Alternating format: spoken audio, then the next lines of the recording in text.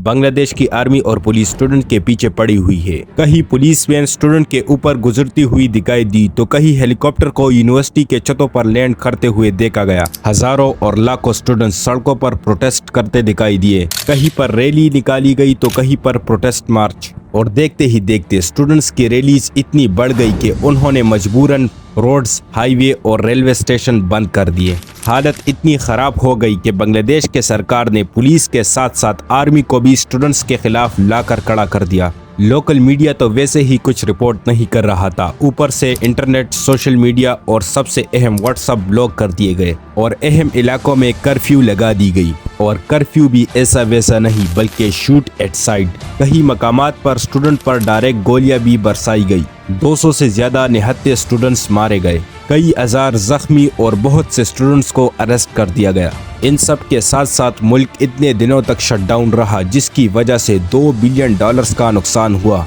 इतना सब हो जाने के बाद सभी लोगों के जहन में एक ही सवाल आया होगा कि बांग्लादेश में आखिर ये सब क्यों हो रहा है। नाजरीन, ये सब 5 जून 2024 को हाई कोर्ट के एक फैसले के बाद से शुरू हुई, जब उन्होंने बांग्लादेश सिविल सर्विस में कोटा सिस्टम को दोबारा बहाल करने की मंजूरी दे दी। शुरुआत में कुछ पीसफुल प्रोटेस्ट देखे गए, इसके बाद ईद की छुट्टियां आनी थी, इसी वजह से पूरे मुल्क में प्रोटेस्ट को पोस्टपोन कर दिया गया। ईद के बाद स्टूडेंट्स ने दोबारा प्रोटेस्ट शुरू किए और इस बार ये कुछ ज्यादा ही सीरियस थे। उन्होंने रोड्स ब्लॉक किए और कोटा सिस्टम को बंद करने की डिमांड रखी। वैसे तो प्रोटेस्ट का मकसद कोटा सिस्टम को बंद करना था, लेकिन देखते ही देखते इसमें और भी वजूहात शामिल हो गई।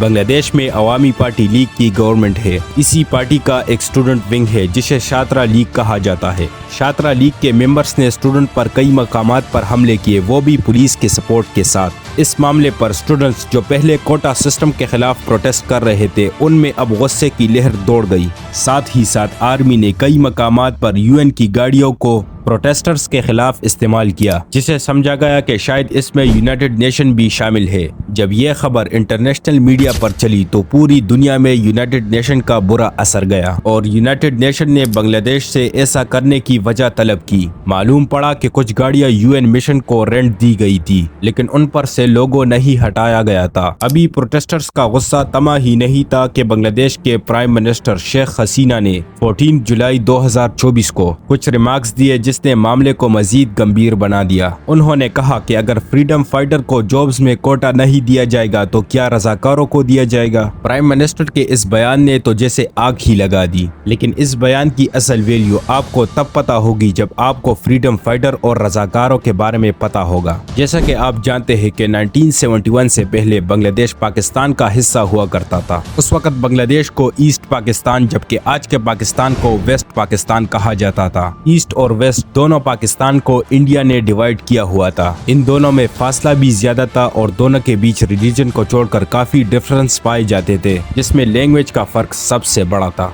ईस्ट पाकिस्तान यानी बांग्लादेश में शेख मुजीबुर रहमान के अवामी पार्टी का काफी ज्यादा होल्ड था, जबकि वेस्ट पाकिस्तान में मुख्तलिफ पॉलिटिकल पार्टीज मौजूद थी। उस वक्त पाकिस्तान में मार्शल लॉ लगा हुआ था और जनरल यहिया खान जो कि इस वक्त चीफ मार्शल लॉ एडमिनिस्ट्रेशन थे, उनकी जिम्मेदारी थी पाकिस्तान में जनरल इलेक्शन करवाने की। इस इलेक्शन में ईस्ट पाकिस्तान के अवामी पार्टी को काफी कामयाबी मिली, जिन्होंने ईस्ट पाकिस्तान की 169 सीट में से 167 को क्लीन स्वीप किया। अब पाकिस्तान नेशनल असेंबली की सीट्स ही 300 थी, जिनमें से 167 यानी आधे से भी ज्यादा ईस्ट पाकिस्तान के अवामी पार्टी ले चुकी थी, जिसका मतलब था कि अवामी पार्टी पाकिस्तान नेशनल असेंबली में आसानी से अपनी गवर्नमेंट बना सकती है। पर उस वक्त मिलिट्री की लीडरशिप ऐसा नहीं चाहती थी, जिसके चलते ईस्ट पाकिस्तान में सिविल ओबीडियंस की तहरीक चल पड़ी। 7 मार्च 1971 में शेख मुजीबुर रहमान ने अपने स्पीच में पाकिस्तान से अलग होने का इशारा दे दिया और 23 मार्च को बांग्लादेश का फ्लैग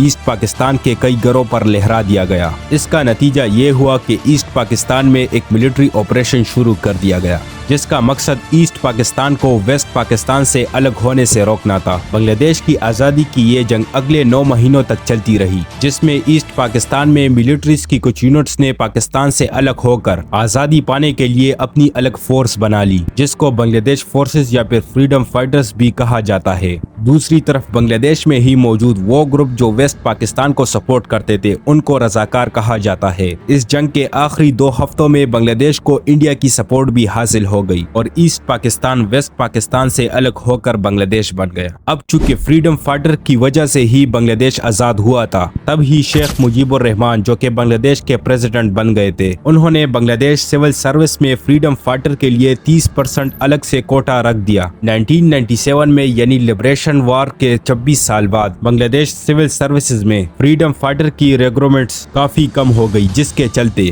چلتے بنگلہ دیش کے گورنمنٹ نے یہ کوٹا صرف فریڈم فائٹر کے لیے نہیں بلکہ ان کے بچوں کے لیے بھی بڑھا دیا، اور پھر 2010 میں فریڈم فائٹر کا کوٹا ان کے پوتے پوتیوں کے لیے بھی ایلیجیبل کر دیا۔ لیکن ان کے باوجود صرف 10% فریڈم فائٹرز کی نسل یہ کوٹا لے رہی تھی اور آگے کا کوٹا ضائع ہو جاتا تھا۔ اب پورے ملک میں جو لوگ میرٹ پر محنت کر کے سول سروس حاصل کرنا چاہتے تھے، ان کا کوٹا 44% تھا اور اب وہ بھی کم پڑنے لگا۔ تو یہ چیز اسٹوڈنٹس کو کافی خراب لگتی کہ ہم اتنی محنت کرنے کے بعد بھی میرٹ کے 44% کوٹا میں بھی نہیں آ سکتے، جبکہ فریڈم فائٹر کا خاندان کچھ نہ کر کے بھی گورنمنٹ کا جاب حاصل کر لیتا ہے۔ 8 مارچ 2018 کو بنگلہ دیش ہائی کورٹ میں کوٹا سسٹم کے خلاف ایک پٹیشن فائل ہوئی، جس کو کورٹ نے ریجیکٹ کر دیا۔ اس وقت پرائم منسٹر شیخ حسینہ نے خود پرسنلی کہا کہ وہ فریڈم فائٹرز کے خاندان کے لیے خود کوٹا رکھنا چاہتی ہے، جس پر اسٹوڈنٹس نے کوٹا کے خلاف بھرپور پروٹیسٹ کیا۔ ان کا کہنا تھا کہ یا تو فریڈم فائٹرز کے بچ جانے والے کوٹا کو میرٹ والے کوٹا میں مرج کر دیا جائے یا پھر فریڈم فائٹر کا کوٹا کم کر دیا جائے۔ اس پر پرائم منسٹر شیخ حسینہ نے ایگزیکٹو آرڈر جاری کیا اور بنگلہ دیش سول سروسز میں سے کوٹا سسٹم ہی ختم کر دیا۔ اگلے کچھ سالوں تک خاموشی رہی، لیکن پھر اچانک بنگلہ دیش ہائی کورٹ نے 5 جون 2024 کو